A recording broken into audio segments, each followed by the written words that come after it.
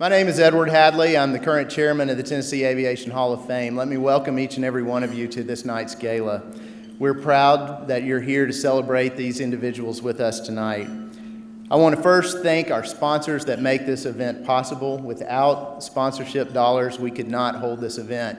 We recognize the demands placed upon sponsors. There are so many good organizations with needs, and we appreciate your support so that we can have this event and continue our mission each and every year. We also want to thank every person who chose to take this Saturday night and come and celebrate with us.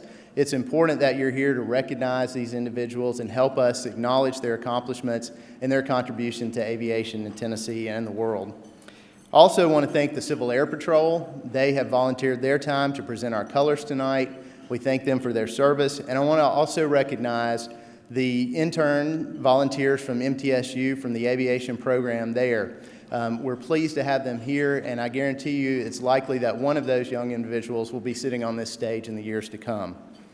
Most importantly, though, I want to thank our inductees, both this year and inductees from the past, and their families, because all of them have made great sacrifices to contribute to aviation.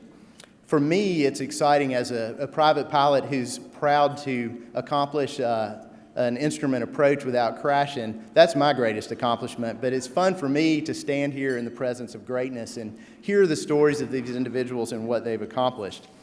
One of the things that I think about when I hear the accomplishments of these different individuals, men and women, is the words of Teddy Roosevelt. He was one of my favorite statesmen. The man in the arena is one of the greatest quotes that he's often recognized for, but there's another one that I particularly appreciate. And Teddy Roosevelt said this: "Never throughout history has a man who lived a life of ease left a name worth remembering." And I think that perfectly fits all the individuals that you see identified on the banners on each side of the stage. When I hear the stories and I get to talk to the families and hear more than just the words that are the short biographies written here on the stage, I hear about a path that was littered with challenges, failures, obstacles, and many things that would have caused the rest of us to just simply give up and quit. But what propelled these individuals to continue to achieve is a number of things. Almost never does one of these individuals say they were motivated by a goal to be recognized on a stage like this. Instead, they were motivated by a mixture of passion, purpose, determination, and a love of aviation. But one single factor that stands out is the fact that they had a hero or a mentor or a role model, someone that they idolized that kept driving them forward as they pursued their career in aviation. Be it someone distant like Charles Lindbergh or Chuck Yeager, or someone close like Uncle Joe in a Piper Cub or Guy Lundy in his crop duster. By celebrating and recognizing these individuals, we not only celebrate the past, but what we do is we introduce a younger generation to role models, people they can idolize and look up to and motivate them to achieve in aviation. And that way we keep the circle of contributions to aviation going. One of our missions at the Hall of Fame is not only to recognize the past, but also endeavor to inspire a new generation of aviators. And toward that end, we have continued to award scholarships to college students. Flying is free to pursue in the United States, better than almost any country in the world, but it's still expensive, and we try to support them financially that way. But also we have a new initiative that we're cooperating with the Tennessee State Museum. They're building a wonderful new facility in Nashville. We've been meeting with the director of the museum, and it is visited by thousands of young children every year. And so what we've begun to develop is a series of coloring books. There will be a few of our first one floating around this evening that you can see. And so with these coloring books, we'll start to introduce very young children to aviation and a career in flying or other aspects of aviation. So in doing so, we continue not to only recognize the past, but to continue our future as full of young aviators who will continue to achieve like those that we recognize tonight. I want to thank you for being here, and I hope you enjoy this evening as much as I will. And at this point, I want to turn over our evening to our Master of Ceremonies, Mr. Clay Derryberry.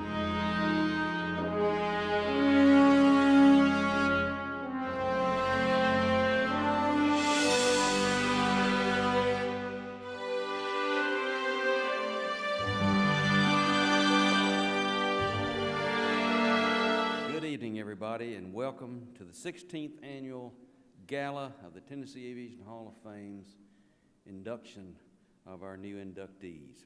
If you would please rise for the presentation of the colors of the Civil Air Patrol, and please continue standing for the pledge.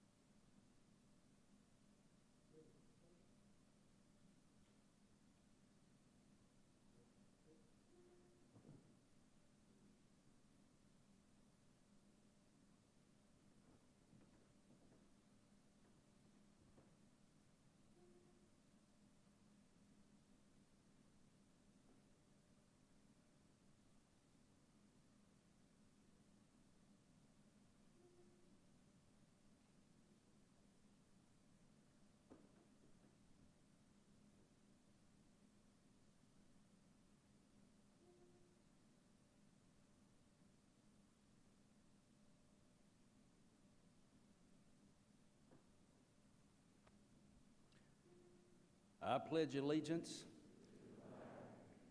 to the United States of America and to the republic for which it stands, one nation, under God, indivisible, with liberty and justice for all. Thank you. Be seated.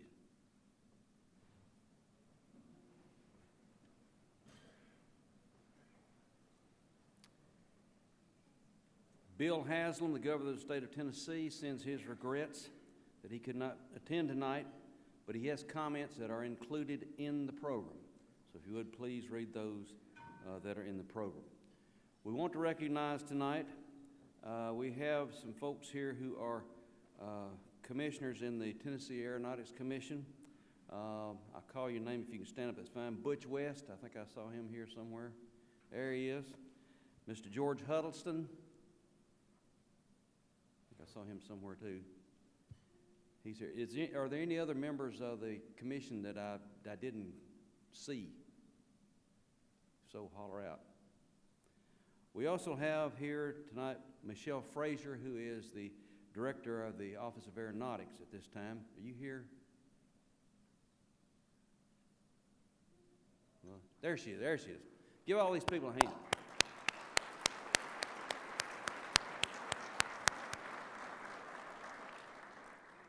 These are people who are integral components of the operation of aviation in the state of Tennessee. We'd also like to recognize all our elected officials in the audience. Would all the elected officials please rise? We don't have any politicians in the crowd? Or are you not willing to acknowledge it? Well, we're thankful for all the elected officials, because without them in local government, many things cannot be done in the furtherment of aviation. Tennessee Aviation Hall of Fame is honored to have inducted 60 individuals since 2002. Each member's biographies are in tonight's program. We encourage you to read those. And we have the following enshrinees here tonight, and I'm going to recognize them individually. If you would stand, please. Mr. John Ellington. He's right back here somewhere. Mr. John Ball.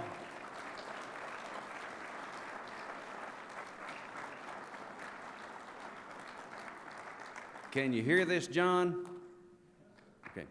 He told me to stand close to the microphone. Jennifer Baker.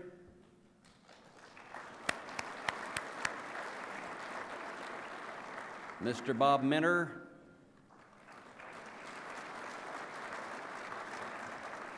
Joe Hawkins. There he is over here. The inimitable Reese Howell.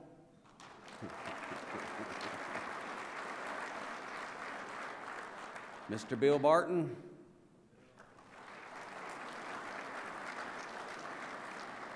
Max Burnett. There's we in the back.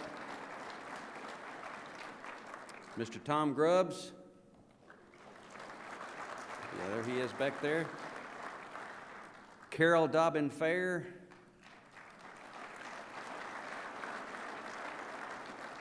There she is.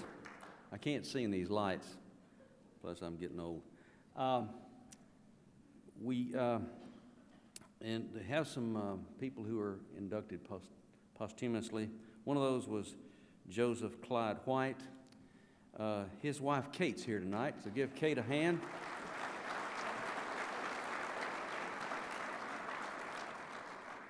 And Charlie Nelson's widow Janie is here. Wherever you are, Janie. There she is.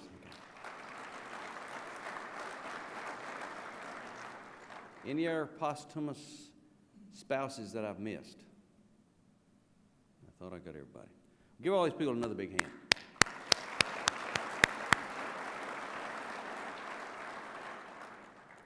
Also, we have a gentleman here who has been on the commission in the past, Mr. Fred Culberth, who is always interested in aviation, always helpful, sitting back here.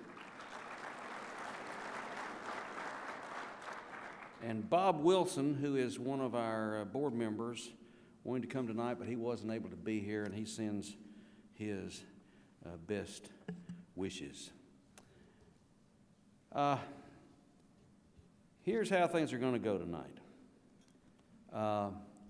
I will introduce the inductees one at a time, not there by their name, but that number 1, number 2, number 3, number 4.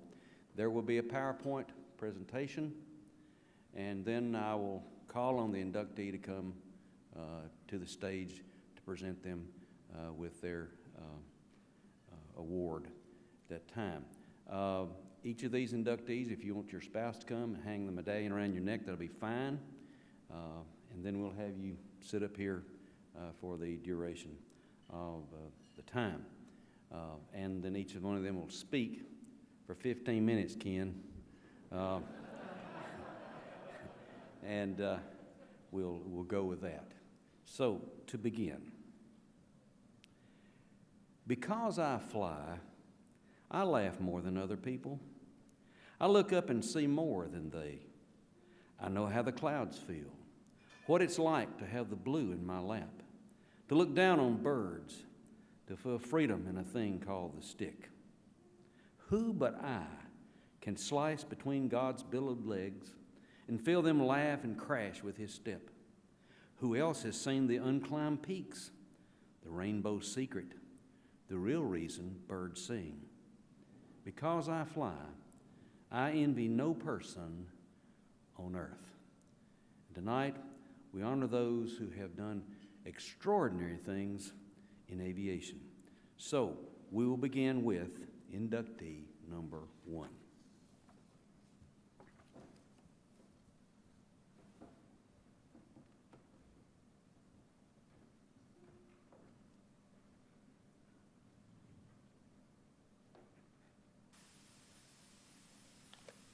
Sara Arnold was born in Wisconsin and raised on a farm near Lumbee, British Columbia.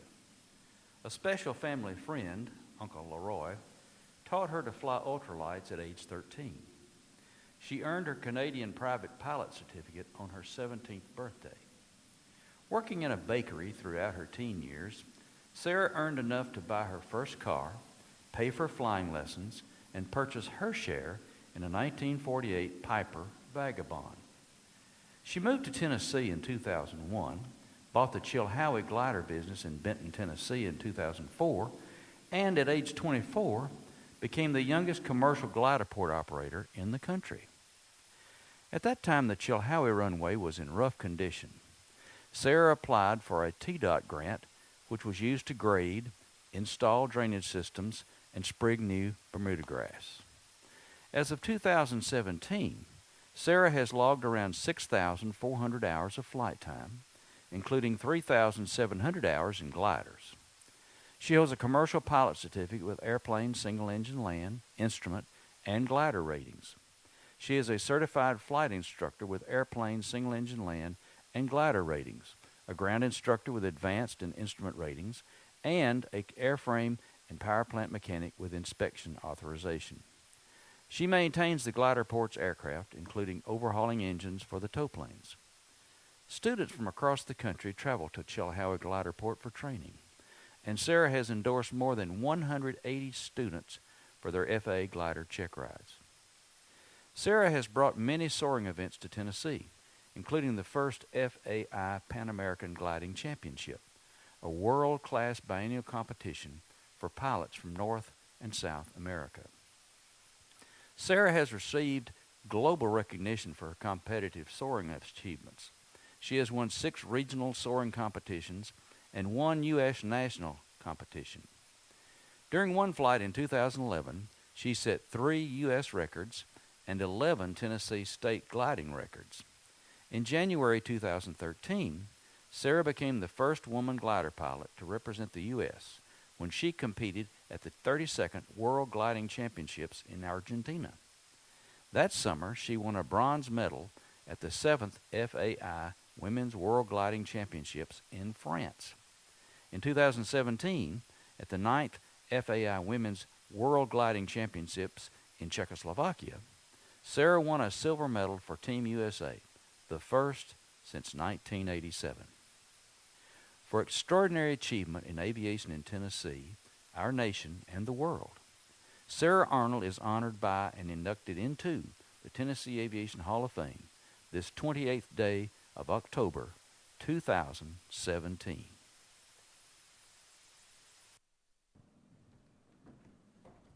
Ladies and gentlemen, if you will, please welcome Miss Sara Arnold.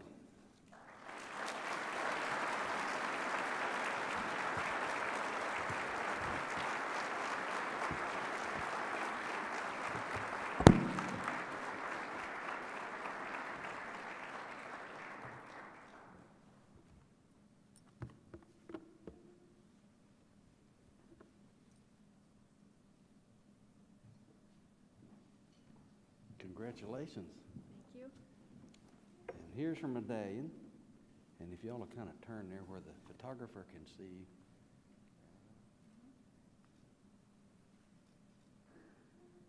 Very, very good. Give them a hand, everybody.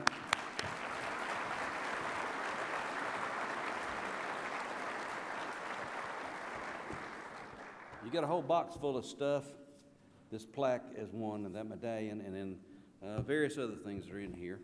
So I'm going to get this out of the way, and you may speak. All right.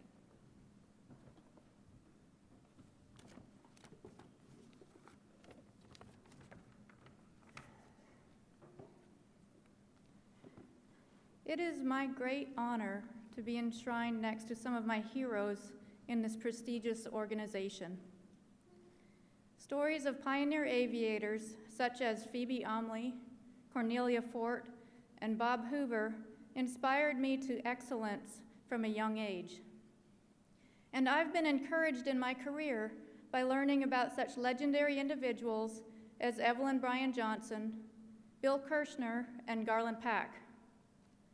To be recognized as a leader of Tennessee aviation is especially meaningful because my commitment to preserving Chilhowie Gliderport and providing quality stick and rudder education has resulted in a lifestyle with many challenges and setbacks. It feels great to know these efforts are noticed and appreciated.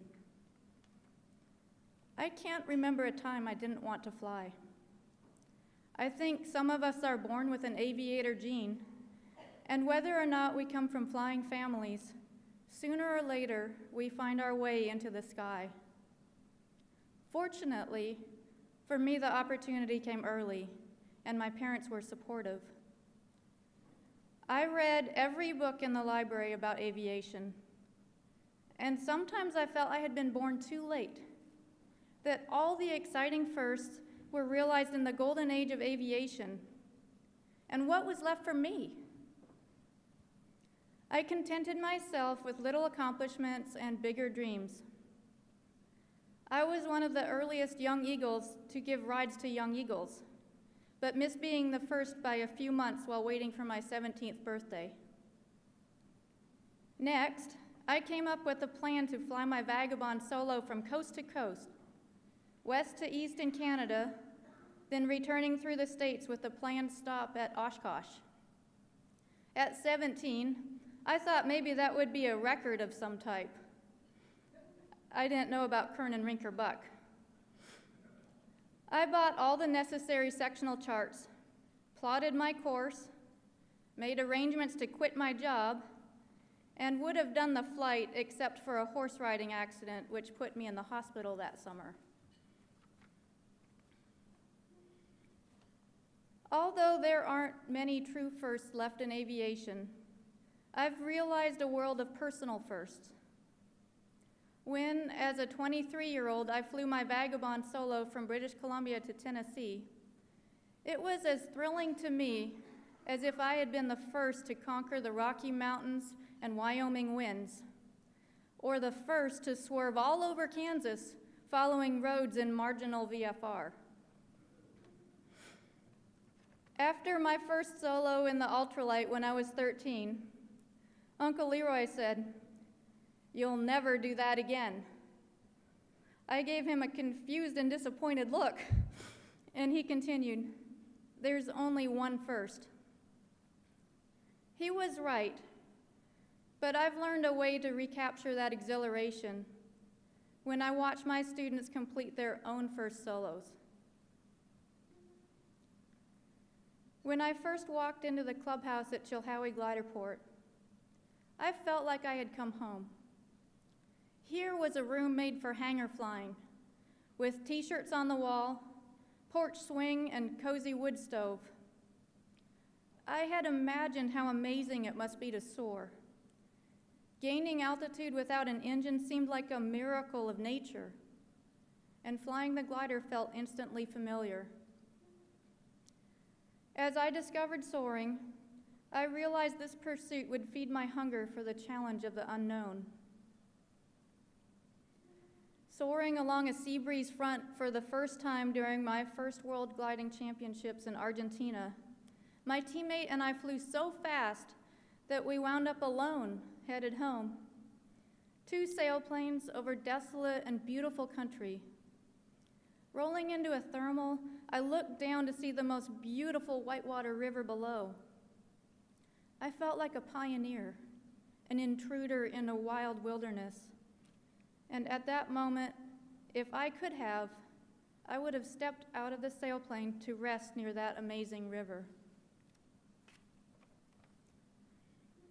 The next day, disaster struck when I landed out early in the race and lost hundreds of points. But I learned something about sportsmanship, that it's no fun to win because somebody else lost. This lesson served me well in the next 2 World Championships, where I earned my bronze and silver medals by staying positive and focused on my own flights rather than the other pilots. While I believe I would have found my way into the sky eventually, it would have taken a lot longer if Uncle Leroy hadn't taught me when he did. Although he isn't here tonight, I'd like to thank him for recognizing the pilot in me and showing me how to find my wings. It would take too long to name all the people who have loved and encouraged me along the way. So many friends have contributed time, money, and expertise to the causes of Chilhowie Gliderport and my glider racing. Please accept my sincere thanks.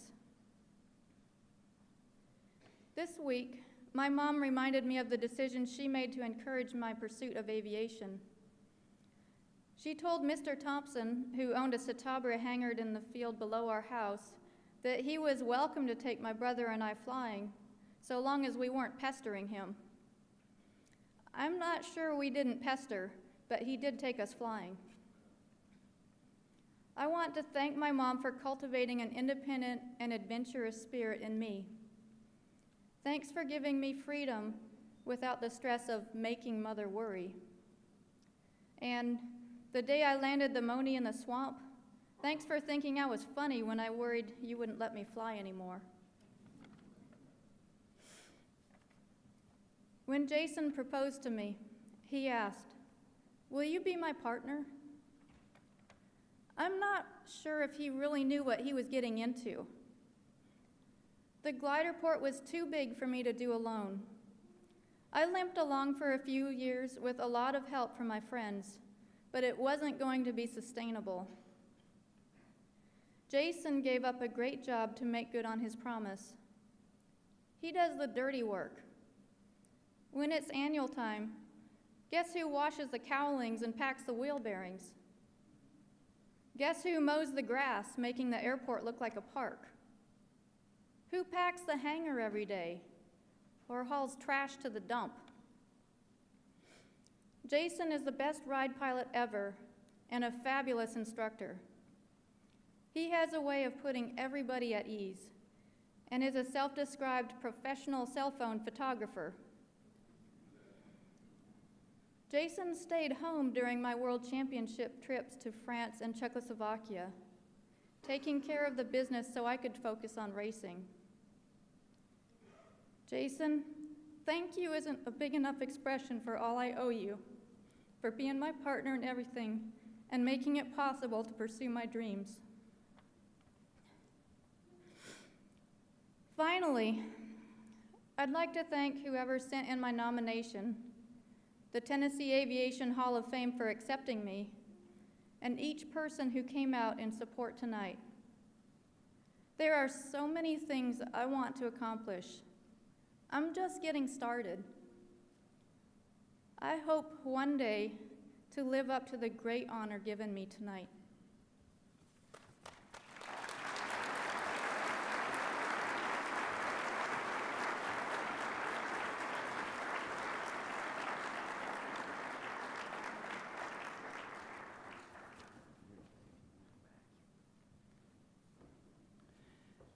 Now for inductee number 2.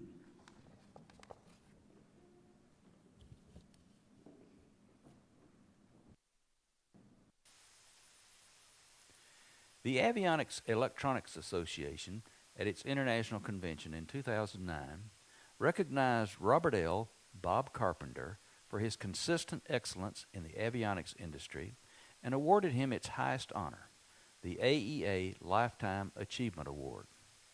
Readers of Professional Pilot magazine voted Carpenter Avionics one of the top 7 avionics shops in the nation in annual polls for 20 years. Mr. Carpenter received the Federal Aviation Administration's Charles Taylor Master Mechanic Award in 2006. The Charles Taylor Master Mechanic Award is named in honor of Mr. Charles Taylor, the first aviation mechanic in powered flight. The award recognizes the lifetime accomplishments of senior mechanics with 50 or more years of experience. Mr. Taylor served as the Wright brothers' mechanic and is credited with designing and building the engine for their first successful aircraft. Carpenter Avionics was established in Nashville in 1981. It began business as the avionics affiliate of Nashville Jet Center and moved to the Smyrna-Rutherford County Regional Airport in 1993. Bob Carpenter's impeccable integrity, his lifelong commitment to the highest quality workmanship and to customer satisfaction, along with his talented and dedicated staff, grew Carpenter Avionics to the largest avionics service center in the Mid-South. Mr. Carpenter was born in Graniteville, South Carolina on January the 2nd, 1934. He graduated from high school as class valedictorian in 1952 and attended Clemson College and Amarillo College. Bob served 4 years in the U.S. Air Force as an instructor. He married Fran Tugnieri in 1963, and they had 2 children. For extraordinary achievement and his service to aviation for Tennessee, our nation, and the world, and for his service to our country, Robert L. Bob Carpenter is posthumously honored by and inducted into the Tennessee Aviation Hall of Fame this 28th day of October, 2017.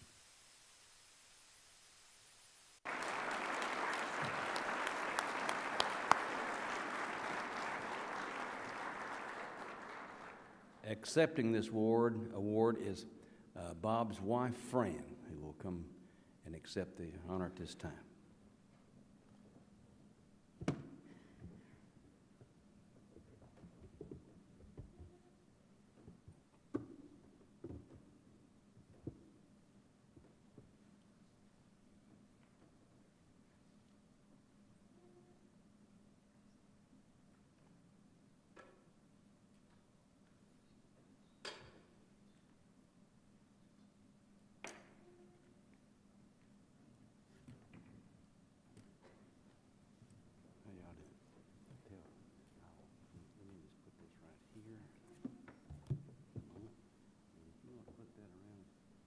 Let's see, before we do that, let's turn around here where the photographer can see. And you can...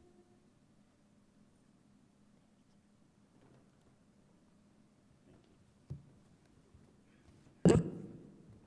Here you go. As quick as I can. That's all right, that's all right. Well, good evening. That was my youngest grandchild, Jonathan Carpenter. My husband would have been so humbled and grateful to stand here tonight as an inductee into the Tennessee Aviation Hall of Fame. I thank you to the Board of Directors for bestowing this great honor upon him. I didn't mean to cry.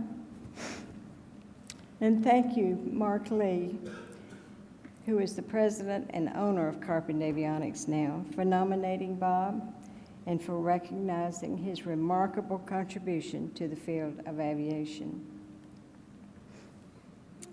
And I would like to thank Robert Peterson, known by some of you as Pete Peterson, for his unfailing support of Bob throughout the years. Pete went to work for Bob in Columbia, South Carolina in 1970, and he remained Bob's right-hand man for the next 40 years. When Bob passed away, Pete remained to help us keep the same standards in place as we transition to a new owner. I am very grateful for our children, Beth and David, along with their families, that they are able to be here tonight to honor their dad and their papa. My daughter Beth and her family live in Massachusetts, so it's always a joy to have them close by. And I'm grateful for my other family members who are here to celebrate, share in the celebration of Bob's achievements. I was asked to share briefly with you some of Bob's personal story. I'll be brief, but it may not seem like I'm brief. I love to talk about him. His story began, as you already know, in the town of Graniteville, South Carolina, which was a cotton mill town, on January the 2nd, 1934. Now, when people ask his birth date, he loved to say 1, 2, 3, 4, January 2nd, 1934. He was born at home, the youngest of 6 children, and his father died when Bob was only 6. His mother, with very little formal education, went to work in the mills to support her family. Needless to say, money was always limited.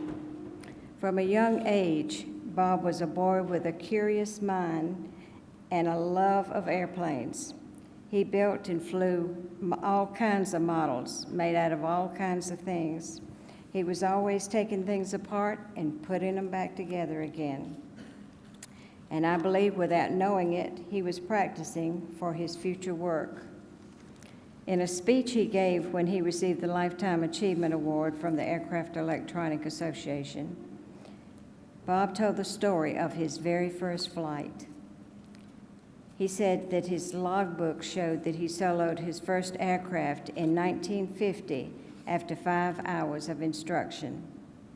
The truth is, he soloed another aircraft a few years earlier. He told about the traveling air shows, the Barnstormers, that traveled around the country putting on air shows. As part of the act that year, the show billing said, "The Human Fly." Think about it in a child's mind.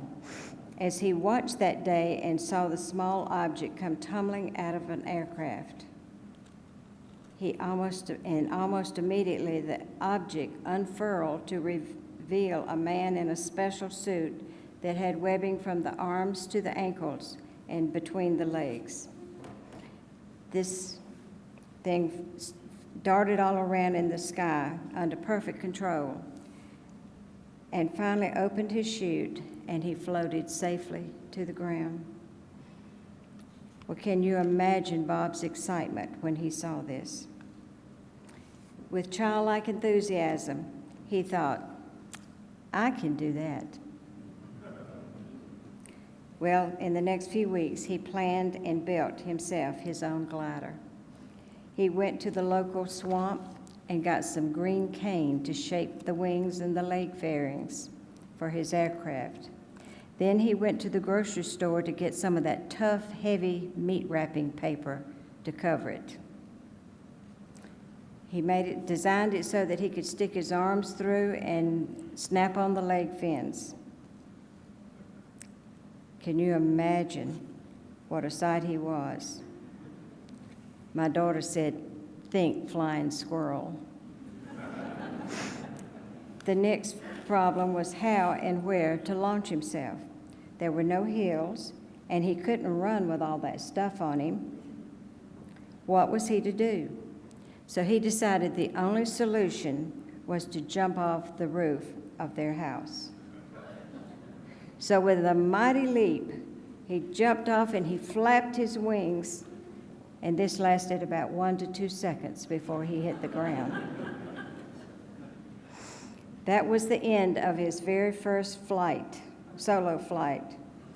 And he said that the only thing that saved his life that day was the fact that his home was a single story.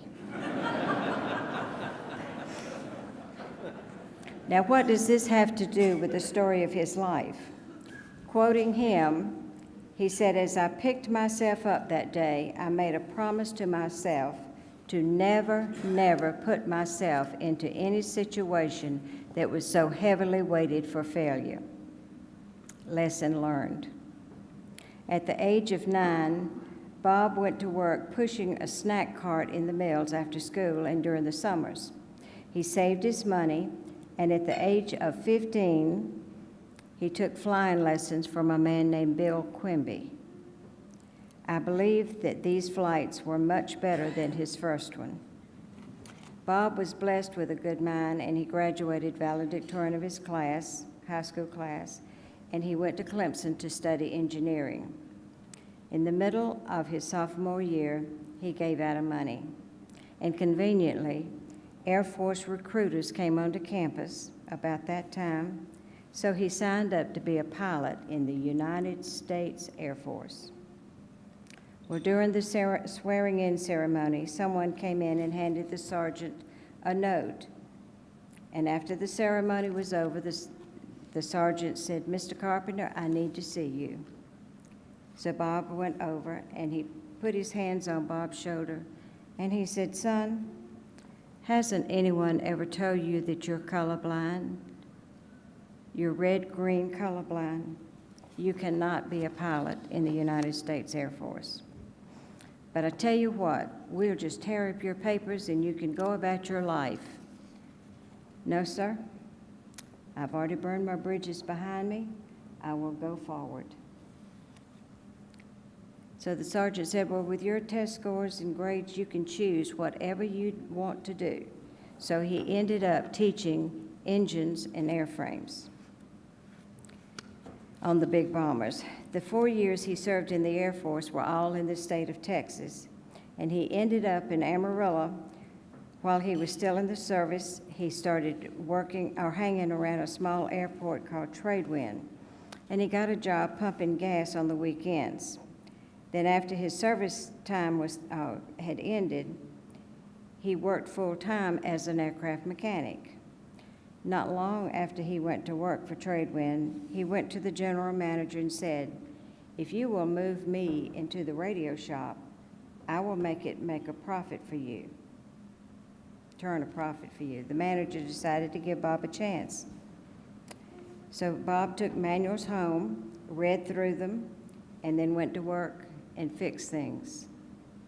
Now let me inject here that early in our marriage, Bob woke me up in the middle of the night one night and said he was going to work, that the Lord had just shown him in a dream how to fix something that he had been working on and hadn't been able to fix.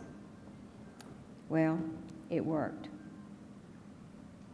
And the radio shop began turning a profit.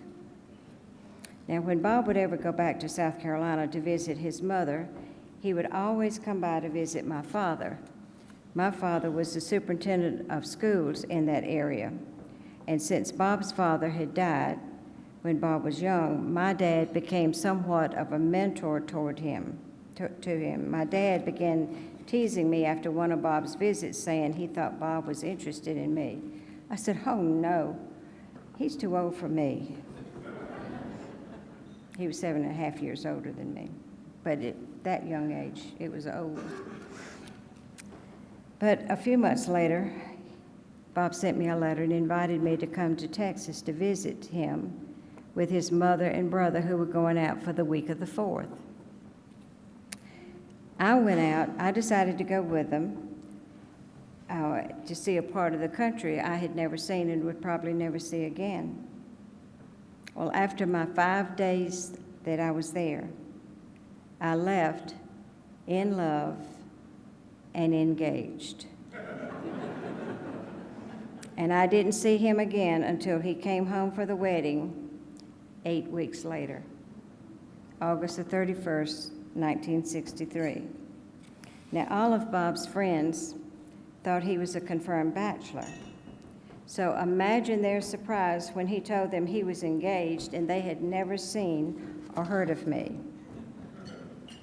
Well, after Beth and David were born, we chose to move back to South Carolina because we wanted them to know their grandparents and their other family. Bob called his old friend, Bill Quimby, his flight instructor, to see if he knew of any job openings. Bill said, "Yes, you come to work for me in Columbia." The day Bob walked in, the 3 employees there walked out, and they quit in protest of Bob replacing the manager of the department. So again, he's starting from scratch. 5 years later, he had the opportunity to go to a brand new facility in Augusta, Georgia. Bob had built up successful shops in Amarillo, Columbia, and now Augusta. So he was ready in the spring of 1981. The man who had been the original general manager in Augusta had moved to Nashville as one of the owners of Nashville Jet Center, and he came by to see Bob. He knew Bob had always dreamed of having his own shop. So he told him to come to Nashville and set up his avionics shop, and he would give him free rent for the first year. Bob came home and asked me, "How would you like to move to Nashville?" Not really. But we began praying, and Bob began planning. We asked the Lord for clear direction, and he gave it to us. So we took the equity out of our home, and we borrowed a large sum of money from a bank in Nashville. Naturally, the big question, what do you have for collateral, Mr. Carpenter? Well, an aviation friend had offered to give Bob a bill of sale marked paid in full for test equipment so that he could take that to bank and use it as collateral. Knowing that this was not completely honest, Bob told the bank no, he had no other money other than our equity, but that his friend had offered to sign a buyback agreement for the test equipment. So one phone call, and it was all done. And August the 10th, 1981, Carpenter Avionics was born. We started out in a very small trailer parked outside of Jet Center. It was so small that the bathroom was the parts room. The bathroom was not operational. The very first work order was for a South American plane. Now, they always paid in cash, in $100 bills. When Bob was paid that very first day in business, someone suggested that he just tear up the work order and pocket the money, that no one would know. Well, Bob didn't have anywhere to leave the money at the shop, and so he brought it home. And we had never seen so much money in one place. It was after hours. No one will know, Bob was told. Yes, we knew. So early the next morning, the money went in the bank, and Bob always ran the business using biblical principles and in a most ethical way. 9 months later, we built a lean-to onto the side of Jet Center hangar. And then in 1993, we built a home for Carpenter Avionics and moved to the Smyrna airport. In 2009, I gave him a surprise dinner to celebrate his 50 years in aviation. It was supposed to be a retirement dinner, but he didn't retire. Of the 115 people invited, 98 came. They came from all over the United States, and one from Canada. One gentleman that Bob had worked with in Tradewin Airport, who was 80 years of age, drove from Plano, Texas on Saturday, attended the dinner that night, and then left early the next morning to get back to his wife, who was an Alzheimer's patient in a nursing home. Bob and Wes had not seen each other in 40 years, but he thought that highly of the Bob he knew all those years ago to make that trip. Many people shared stories about Bob, but the ones who were employees or former employees all talked about the interview, and they all left the interview thinking that they did not get that job. It was a tough 3-hour interview, but that was the only way he could rule out the ones who did not measure up to the Carpenter standard. Over the years, Bob wrote articles for several aviation magazines, including a series of articles for Mitsubishi magazine.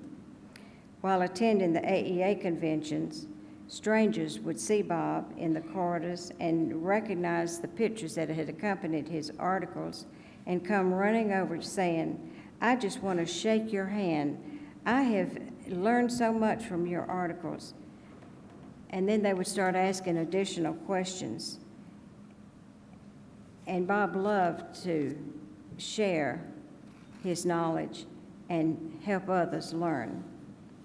Even though Bob was mainly self-taught in avionics, he did take the opportunity to participate in all the seminars and training, as well as vendor training, that was available to him. He was one of the men who developed the testing for the certification of avionics technicians. He was so proud when he came home telling me of his good score when the people who worked on the test took the test. He also came home from this trip telling me that the building he had been working in had no elevator, and when he would go up the steps, he would be badly out of breath. He blamed it on his age and lack of exercise, etc. But a few months later, he went to buy a new mask for his CPAP machine for his sleep apnea, and a new owner required a new prescription for the mask, so he went back to the sleep doctor. Hearing a crackling sound in Bob's lungs, he ordered a new lung evaluation.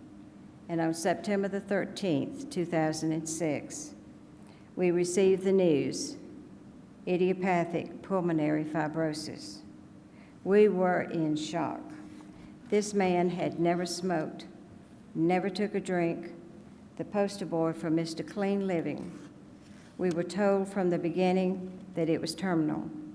The first pulmonologist we saw gave him 2 years. We switched to a wonderful pulmonologist at Vanderbilt who immediately put him on oxygen because his lung capacity at diagnosis was 41%. During his illness, he continued to go to work, and even though Carpenter Avionics was for sale, Bob could not go through with any offer. Would you sell your child? Carpenter Avionics was his child. He had birthed it, nurtured it, burped it. The employees were like his children. He had spent so much time through the years teaching, training, and counseling these people that he truly cared about. The last year or so, I would drive him to the office, and at times I arrived home as the phone was ringing to come back and get him. He just didn't have the strength to stay. It would take him 2 hours to dress with my help. He just couldn't give it up. He loved aviation, and he loved his company. Tonight, I've shared only a little bit of the aviation part of Bob's life, but he was so much more. I wish that I had the time to tell you about the time he started a jet engine with the wooden intake cover still in place. Realized what he had done, got out of the aircraft, and calmly walked into the office to call the insurance company, leaving all of the jet center mechanics standing in the hangar in total amazement because he was so calm. And to tell you about restoring the avionics portion of a Beech Stagger Wing, serial number 3, that was flown around the country before going to the Tullahoma Beechcraft Museum. Bob was a gentleman, a compassionate person, very generous with others, especially those who were hurting. And even though he was successful in his business and remained very humble, each award and recognition he received, he was amazed, and then we would celebrate with our employees. Tonight has been another blessing, and I thank you for helping to remember and honor this amazing man. It was my privilege to share his life for over 46 years. Thank you.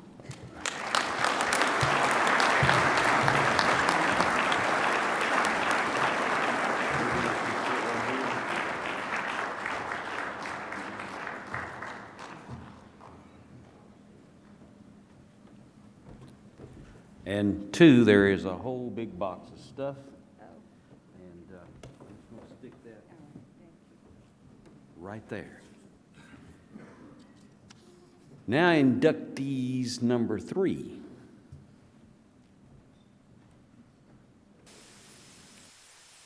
Kenneth R Franks got his first airplane ride at age 10. When he was 15, he and a friend bought a 1941 Piper J4 without their parents' permission. The secret lasted 5 months. Then they were forced to return it to the seller. Franks joined the U.S. Navy in early 1963 and trained as an aviation electronics technician. He worked on radar and electronic countermeasure equipment. Ken obtained a top-secret security clearance and flew missions as an ECM operator from Spain, Libya, Turkey, Cuba, Greece, Italy, and the U.S. His final assignment was to RVAH-11, Heavy Attack Reconnaissance Squadron 11, at Sanford, Florida, where he found time to earn his private pilot license. After serving in the Navy, Ken returned to college at Columbia State Community College and later transferred to MTSU to study aviation, where he earned his commercial pilot certificate. He was employed by the FAA as an air traffic controller at Memphis ARTCC, subsequently transferring to the Nashville ATCT. Franks was selected to go to Oklahoma City to train as a programmer on the ATC computer system, and after requesting a return to controlling, was terminated along with 11,000 controllers for observing a strike in 1981. In 1983, Ken joined the IRS and worked his way up to a position at the national office in Washington, D.C. Gayle worked for the IRS for 35 years as a computer programmer and database administrator. They were married in September of 1988. The newlyweds bought a Cessna 172. Gayle learned to fly, and they began searching for property to build their own airfield. 3.5 years later, they bought property in Bedford County that 9.5 years later became T-Top Airfield. Ken and Gayle began sharing T-Top Airfield, hosting fly-ins and campouts with MTSU students, Boy Scout troops, EAA chapters, and church groups in 1997. As founding members of the Airfield Owners Association, the Franks understood the extraordinary liability exposure of privately owned airfields, and they sought to change it. They began lobbying the General Assembly in 2002. Success finally came in 2009 after shepherding legislation limiting airfield owners' liability, benefiting an estimated 200 privately owned airfields across the state. Ken and Gayle Franks tirelessly and unselfishly share their beloved T-Top Airfield to promote general aviation and the freedom to fly. For extraordinary contributions and service to aviation in Tennessee, our nation, and the world, and for service to our country, Ken and Gayle Franks are honored by and inducted into the Tennessee Aviation Hall of Fame this 28th day of October, 2017.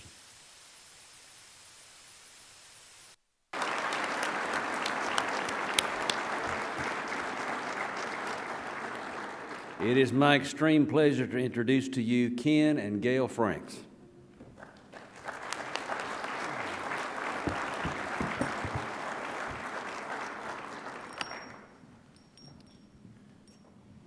And you may bedeck each other.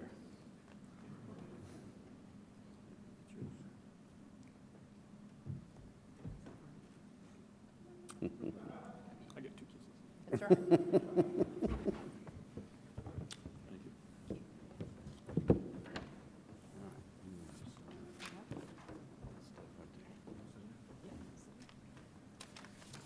This is panic time. They've stole my whole speech. Gayle and I would like to thank Mr. Bob Carpenter, Chairman, Edward Hadley, members of the board, and Tennessee Aviation Hall of Fame members. We are so humbled for being nominated. Thank you, Carrie McNeil. And we are even more humbled by the board's decision to induct us into the Tennessee Aviation Hall of Fame. It is such an honor, and we deeply, deeply appreciate it.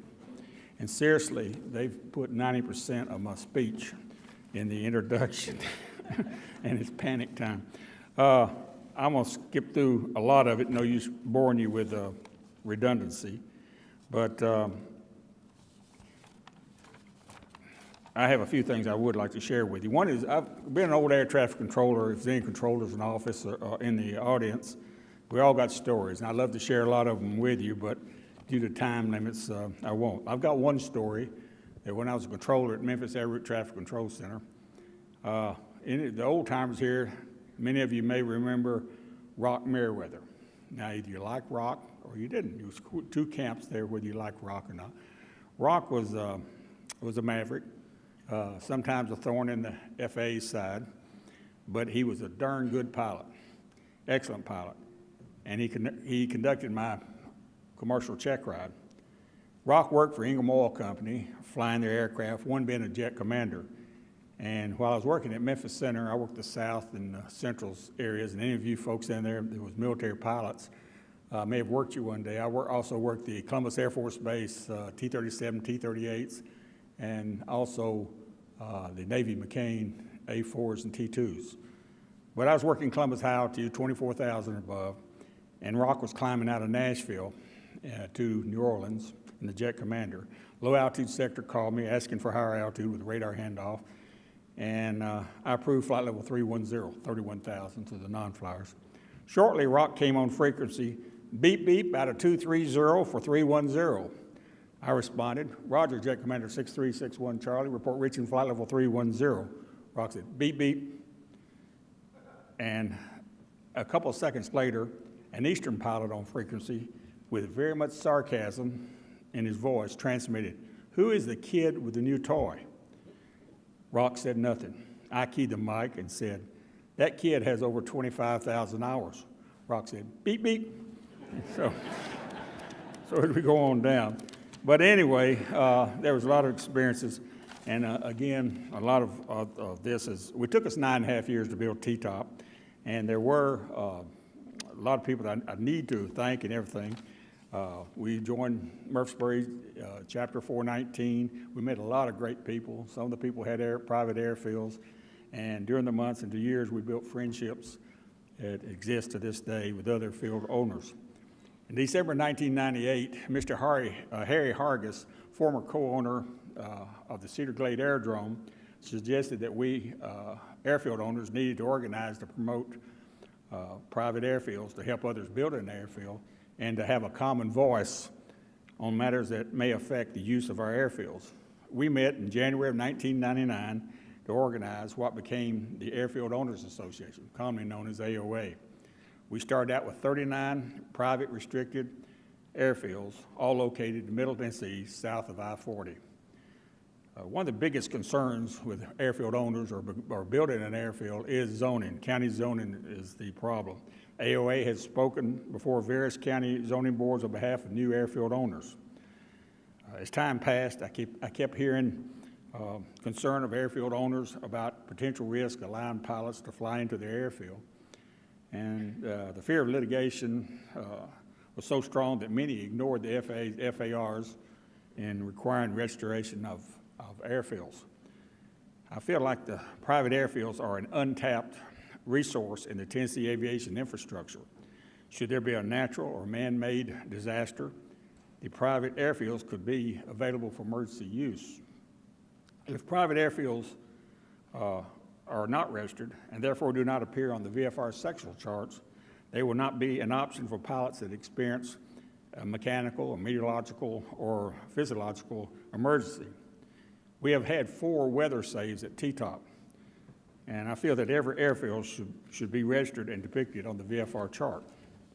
Tennessee statute, now it's going to get dry here in a second, but I'll get it over to you. Tennessee statute annotates 707, paragraph 101 to 105, is a law that's been on the books for several years to protect landowners from lawsuits for simple negligence and injuries when the property is being used for recreational activities. It covers recreational activities such as hunting, camping, four-wheeling, horseback riding, picking berries, hiking, canoeing, things of that nature. It was decided that rather than approach the legislature with a total new law, it would be easier to add recreational aircraft and ultralight vehicle operations as an addition to the present statute. In 2002, I went forward trying to get the law changed. We failed miserably. We met a very strong lobby and they put us down quickly. In 2009, I noted a substantial change in the membership of the legislature, especially the leadership in the House. I approached former State Senator Doug Jackson about sponsoring a bill to modify the statute. He was in agreement. Through a friend, I was introduced to former State Representative Ty Cobb. I met with Ty, immediately liking him and his attitude about the potential bill.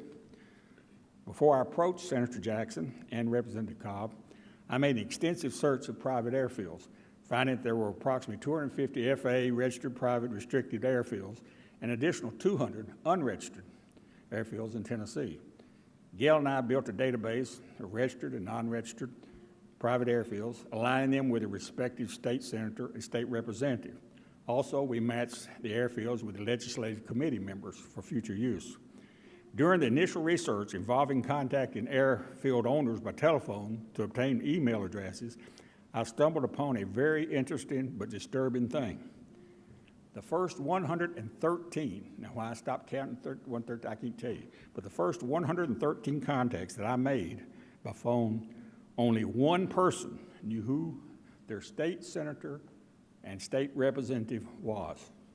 One other person knew who their state representative was. So basically, that's less than 1% knew who their state senator was, and less than 2% knew who their state representative was. I would think that most people who have built an airfield has done something right in life, financially or education, but it was very disturbing that people was ignorant to who their state government representatives are. Simply, in my opinion, it's apathy. I mentioned my findings to Representative Cobb. He responded that many times while on the streets of Columbia, people would come up to him and say, "Ty, get back up to Washington, get this country straightened out."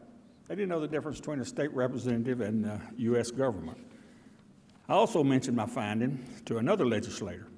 He responded with a funny experience. He said one Saturday night, he and his family had just finished supper and was about to enjoy a night of family television. The phone rang. It was a local resident that was very upset. The caller said that his neighbor's dog was barking and he wanted it stopped now.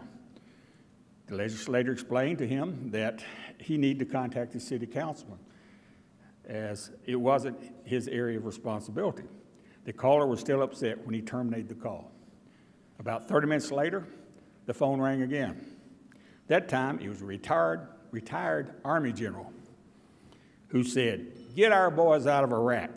We have no business there. Get them out now." The legislator responded, "I'm sorry, General. I don't have time to address that. I'm trying to get a damn dog to stop barking." The bills were introduced in 2010, January 2010. As the bills began to move through the legislative process, I sent out hundreds of emails, time for proper time, while matching the constituents with their appropriate legislator. I urged all airfield owners, pilot groups, EA chapters to contact their legislators. I urged them not to use canned letters, to speak from their heart, so the legislators would understand that it was not just a group effort, but it was from the heart. The bill slowly moved up the legislative process. Finally, on March 23, 2010, my 66th birthday, my son Scott sat with me on the gallery of the House chamber as the House bill was passed without any no votes. 1 week later, the Senate passed the bill. The next week, Governor Breslin signed the bill into law. Yes, Gayle and I spent hours working on building databases and making contacts. It was lonely time working the halls of Legislative Plaza. I did knock on a lot of doors. I squeezed many hands, made dozens of phone calls, and sent hundreds of emails.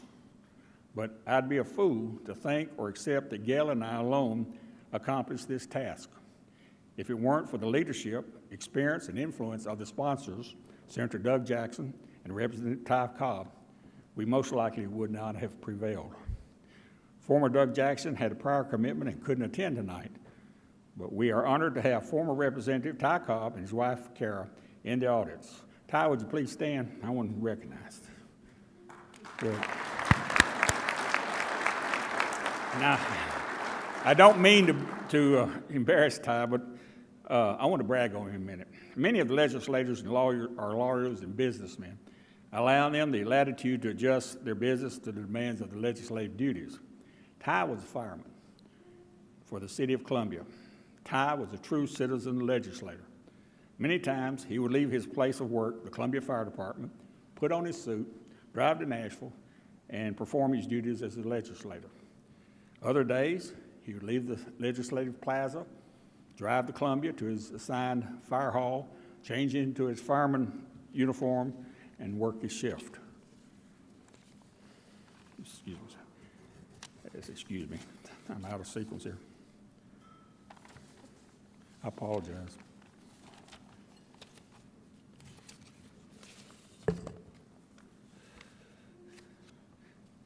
Basically, Gayle and I have always been a team, and we fly as a team, we work as a team, but we're two strong-willed people. People know around us, they know that our personalities, we love each other very much, but sometimes we clash.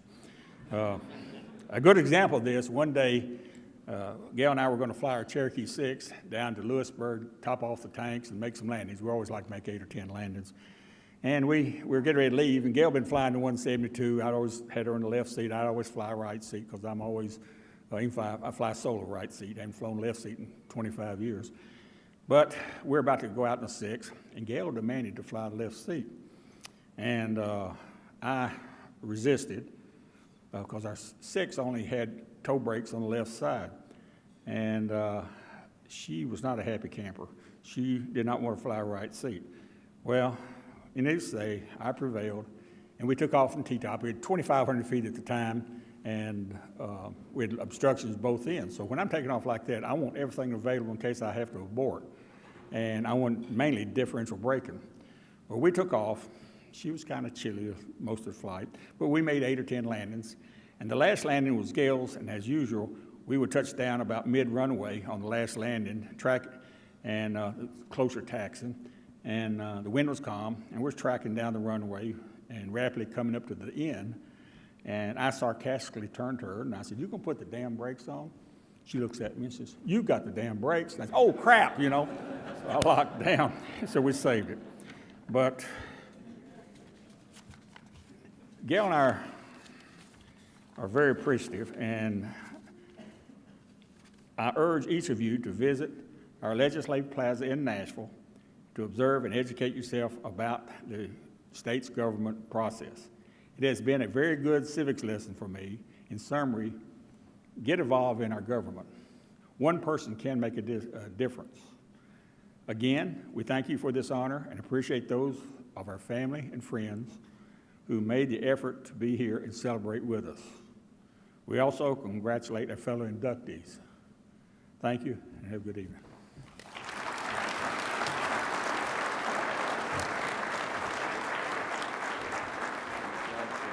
Yeah, your seat's right here. You got to move your box. And remind everybody they get a box with all kind of things in it: the medallions, the plaque, caps, all sorts of things. And so we come to inductee number 4. Oh, I was going to say, you're not going to let Gayle speak? I told him that Gayle would speak. You gave her 3 glasses of wine, and then you didn't want her up here. Oh, okay. With that, then, we'll go on to inductee number 4.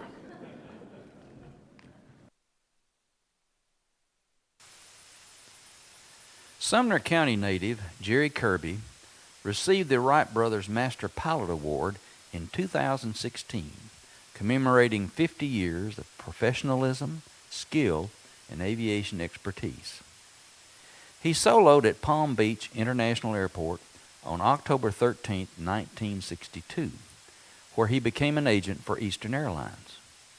He later served with the U.S. Army's 75th Field Hospital, with the United States Air Force on the C-141, and as crew member on the C-124 with the 118th Aeromed Tennessee Air Guard. Kirby holds a commercial certificate with instrument privileges, single-engine land and sea, multi-engine, and glider ratings. He is FAA Fast Program recognized and low-level aerobatic and formation lead and wingman qualified. Jerry's more than 9,000 hours of flight time were logged in part as an owner or co-owner of over 35 aircraft. He once flew a Legend Cub from his private airfield, 38 Tango November, near Westmoreland, Tennessee, to Fairbanks, Alaska. Mr. Kirby has performed at air shows as a former member of Williams Aerobatic Shows, at EAA's Oshkosh Air Venture, Lakeland's Sun and Fun, at Tennessee's Aviation Days, and this year he flew a Swift at Le Bourget, France, in the Paris Air Show.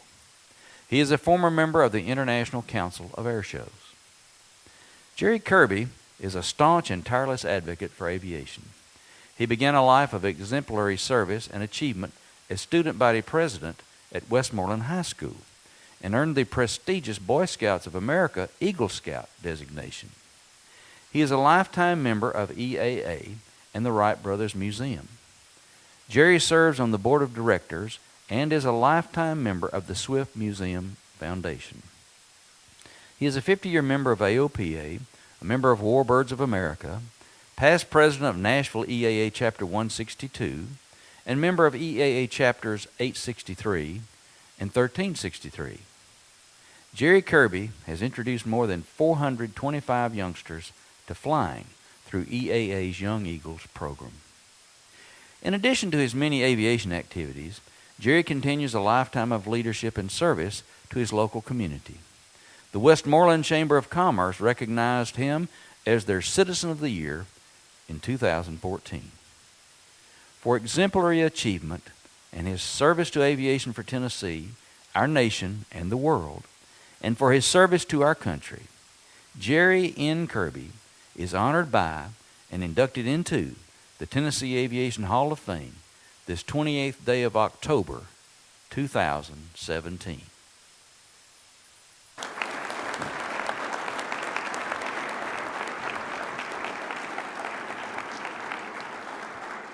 Please help me welcome Mr. Jerri Kirby.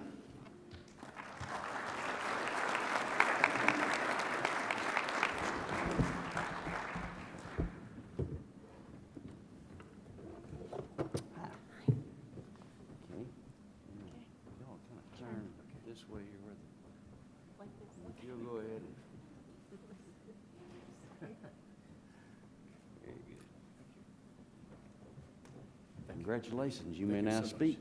Thank you so much. Well, sitting out in the audience all these years, it looked so much easier than up here. But I want to thank the Tennessee Aviation Hall of Fame Board for this honor. I'm truly honored and humbled to be in the company of so many fellow Tennessee aviators. There are two people I really want to express my thanks tonight: Fred Cupworth, Bob Mentor. They've been true friends and supporters throughout my aviation career. At this time, I'd like to introduce my family. My wife, Linda, my daughter, Marissa, from San Diego, my son, Josh, from Phoenix, Kenny and Dee and Catherine Rector from Bowling Green, true family friend, Norma Barton, and one of my family friends that we adopted years ago, Nelson Willis, and last but certainly not least, the Honorable Judge Jade Merryweather. I call her the hanging judge, and she loves it when I do that. I learned many years ago that there are three types of people. There's interest, desire, and passion. Interest is where I would like to learn to fly. Desire is where you learn to fly. A passion is where you would rather be flying, like most of us in this room tonight. My interest in aviation started at the early age of 5. I remember one summer being sick with the measles, running a very high temperature, hot summer day, and I heard the sound of multiple formations of World War II planes flying over my house.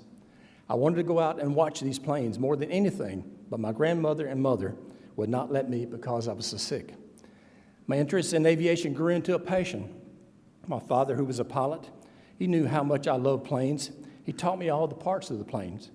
And when one of his aviation friends would come over, he loved to put me on the spot and where I would have to tell the different parts of the airplane. My father soloed October the 8th, 1940 in Bowling Green, Kentucky. 50 years to that day, 60 years to that day, and just recently, 77 years to that day, I was back in Bowling Green, Kentucky in a Cub with my father's logbooks. My father and I shared the passion of aviation, and it's always been very important to me. I remember when my daughter and son were in school in Westmoreland, I would host Aviation Day on the farm. Many of these kids had never seen an airplane or touched an airplane up close. They would get to sit in each one of my airplanes, see how the airplane controls worked, And it told me later in life that this was the only time they really saw an airplane up close. I would fly a radio control airplane for these kids. I would fly a radio control helicopter for these kids, and we would launch a Nestus rocket into the air, which would float back down with a parachute. One of our Sumner County residents brought a Cobra helicopter into our football field. The kids were in awe to see a Cobra helicopter up close. It's massive, and its weapons, which you can't say in school. Over the years, I've been fortunate to see how sharing my passion in aviation has impacted other people's lives. I want to share just a couple of these stories with you. Nelson Willis was a recipient of the Tennessee Aviation Days scholarship years ago. He went on and he did not go to his senior prom. He had a chance to fly checks that night. His career advanced, flying freight dogs and all the other things that he's earned his position in aviation and has a true passion. Today, he is rated in the 777 for Delta Airlines. He's flown all kinds of Twin Beach, everything you can imagine, and he is a true aviator. A few years ago, I was contacted by Air Force Academy representative who said there's a young man in Sumner County. He has been accepted at West Point Air Force Academy. Would you take him for a plane ride? I said, I'd love to. We went for a ride. When he exited the airplane, he said, what would you do, Mr. Kirby? I said, simple, Air Force Academy. Today, that young man is an aircraft commander flying tankers in Japan. Those are the kind of stories that we all like to share. I have two families here tonight. I have my biological family. I have my aviation family. And I guess I needed to say that I have my third family, the Swift Foundation family. Years ago, Charlie Nelson was inducted here, and his widow Janie is here tonight. And we all owe Charlie such a tribute to this Aviation Hall of Fame and what he has done for the Swift Museum Foundation. Today, the Museum Foundation has a full-time parts department. The museum owns the first production Swift ever sold and the last Swift ever sold. Owns 6 airplanes. Recently, all the 400 pages of type certificates and so forth were put on the computer and is now hosted in the Air Corps Museum. The Swift Museum owns the type certificate and the jigs for the Swift. Not many type clubs can stand to that. I'm here because of good instructors and mentors, several in this room. I want to thank my family, my friends who have come here tonight to share this experience with me. Thank you so much.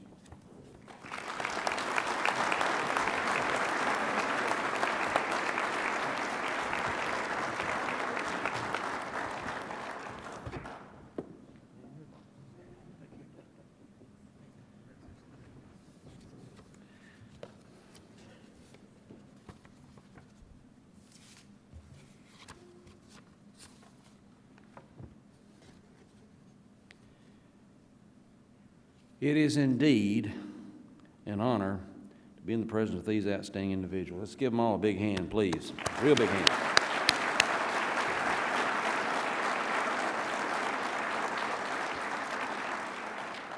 The Tennessee Aviation Hall of Fame and this event are possible because all of you who are here tonight. We thank our sponsors and patrons for your continued support of the preservation of aviation history in the great state of Tennessee. Before we leave, please visit the silent auction. It'll be open for another 15 minutes before it closes out. So be sure and go over and make your last bids for the good stuff that is here tonight. So we thank you so much for your attendance. We look forward to seeing you next year. And to close, oh, I have slipped the surly bonds of earth and danced the skies on laughter's silvered wings. Sunward I've climbed and joined the tumbling mirth of sun-split clouds and done 100 things you have not dreamed of.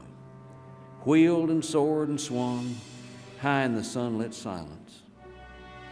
Hovering there, I've chased the shouting wind along and flung my eager craft through footless, halls of air. Up the long, delirious, burning blue, I've topped the wind-swept heights with easy grace, where neither lark nor even eagle flew. And while, with silent lifting mind, I've trod the high, untrespassed sanctity of space, put out my hand and touched the face of God. Until next year, blue sky, smooth flying,